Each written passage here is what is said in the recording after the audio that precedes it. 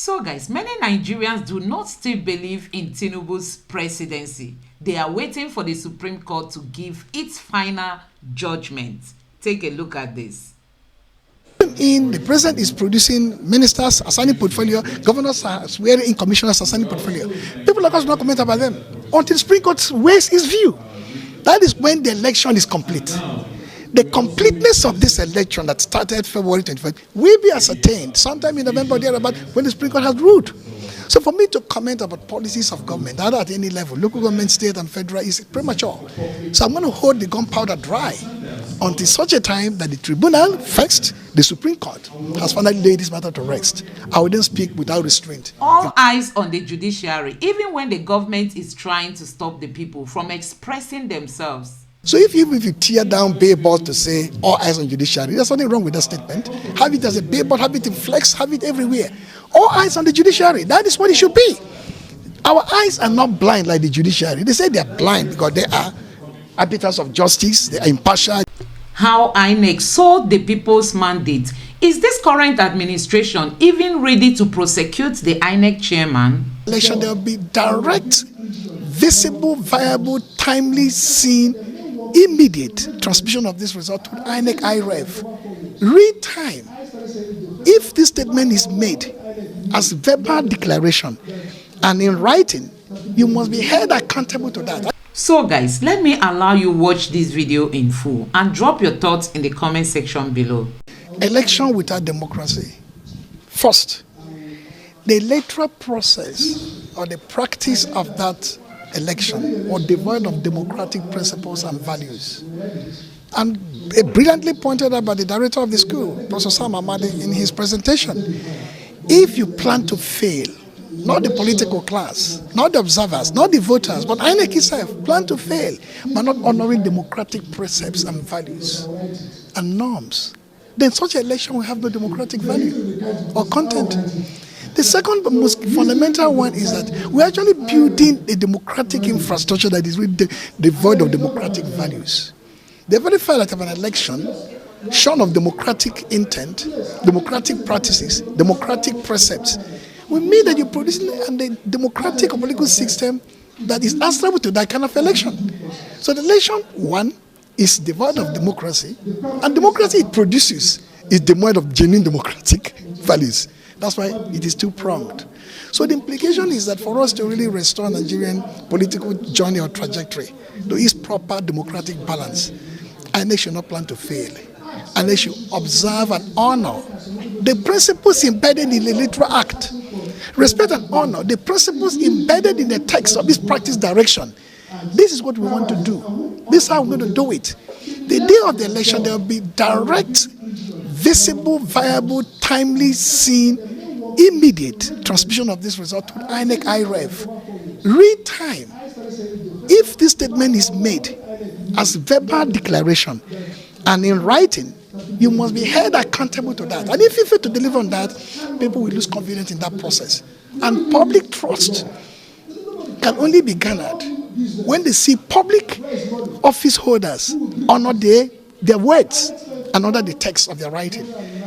This report has proved conclusively that INEC failed to honor this.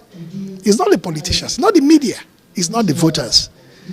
That's number one. Number two, if INEC has a window to say, okay, we pause after collation to look at all the issues raised by all the contending parties before we can go ahead and press on with announcing who either won or who didn't win. And if fail to deliver on that, even when the law specifies you should do so, your own law you're comfortable with, then you are deliberately planning to fail.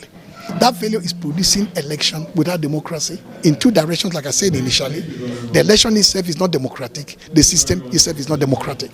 No, my question yesterday, the president was able to publish to me the portfolio of ministers designate, and many Nigerians, there's been hot reactions on social media. Many Nigerians are believing it's the error that the spillover of 2023, which you complained now earlier, is the spillover of the 2023 election. For instance, why they were complaining that Festus Keyamo giving a donation and others like that, Wike, in all this, what's your reaction as an expert and an analyst? I have tried to tell practitioners like you, media practitioners, to bear with people like me, from AIT to Arise to Chinese and so on. And this is life to build people like me. The courts are now an extension. They are now an extension of our the electoral process. The court is integrated to democracy in broad sense. But for elections, the court, from the presentation here, the courts are not part of that election. Almost everybody is in court. That means the legitimacy of everybody from governor to senator to rep to the president is in question. You swore them in, the president is producing ministers assigning portfolio, governors are swearing in commissioners assigning portfolio. People like us do not comment about them until Supreme Court weighs its view. That is when the election is complete. The completeness of this election that started February 25th will be ascertained sometime in November or thereabout when the Supreme Court has ruled. So for me to comment about policies of government, either at any level, local government, state and federal, is premature. So I'm going to hold the gunpowder dry until such a time that the Tribunal, first, the Supreme Court, has finally laid this matter to rest. I will then speak without restraint in what I believe is right or wrong. For now, I take it as given. Do you have confidence on the judiciary? Until we get there, I'm not in the judiciary. I'm not a judge. I'm not even a lawyer. So I'm saying that we're given the way the country has been formulated, the democracy has been formulated, and given the experience of the past, one may have a moment of doubt or a sense of doubt, a sense of being skeptical. But one have to give up hope, live on hope, and say, okay, the fundamental nature of this struggle for Nigerian democracy, the fundamental struggle for the survival of the Nigerian state is such that the judiciary should take note. So even if you tear down billboards to say all eyes on judiciary, there's something wrong with that statement. Have it as a billboard, have it in flex, have it everywhere. All eyes on the judiciary. That is what it should be. Our eyes are not blind like the judiciary. They say they're blind because they are arbiters of justice, they are impartial, they're objective, they're fair, and they're just. We have eyes, we're seeing and we're watching them. All eyes on the judiciary. That means I still hold that hope that with our collective millions and tens of millions of eyes on the judiciary, that judiciary will do the right thing. How do we create an INEC, electoral managers, who can credibly use technology? Technology is great, but technology will rely on human beings. During the transactions, we heard the Amazon Web Service says the technology did not fail, no hitch. Globally, every hitch, if my computer, I have an iPhone, if an iPhone crash or something happens to it, they can trace it. They said no. So what happened? Human beings. So this is some of the issues we raise. We also raise the issue around why the courts are getting more involved in election, judicialization of election.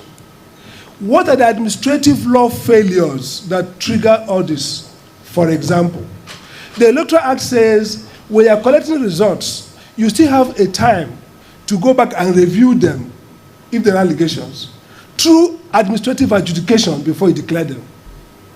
Why didn't the INEC in many states constitute that review process that the law allows them?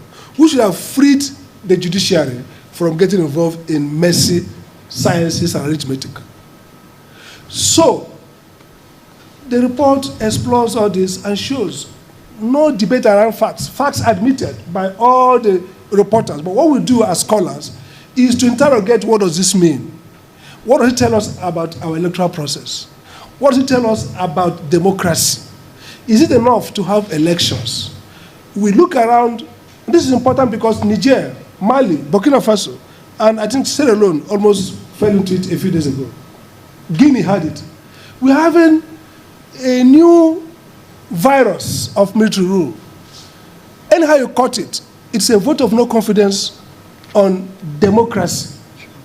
Because democracy has not delivered credible elections and have not delivered development. And so Abuja School is raising the size and warning that let's get back and retrieve what happened in our election. Why did we fail? Why did this election get this way? And what can be done? Again, we talk about... So guys, you can see it for yourself that many Nigerians do not even believe in Tinubu's presidency. People are waiting for the tribunal and even the Supreme Court to put forward their final rulings, because the INEC chairman told Nigerians that if you are aggrieved, go to the court. And we've gone to court. We've presented our witnesses and also our evidence before the court. What we are waiting for now is the final ruling. Nigerians are waiting for the tribunal to declare who won this election and also for the Supreme Court to give its final verdict on this topic. Let me know what you think about this in the comment section below. Please subscribe and turn on the notification bell. Thank you.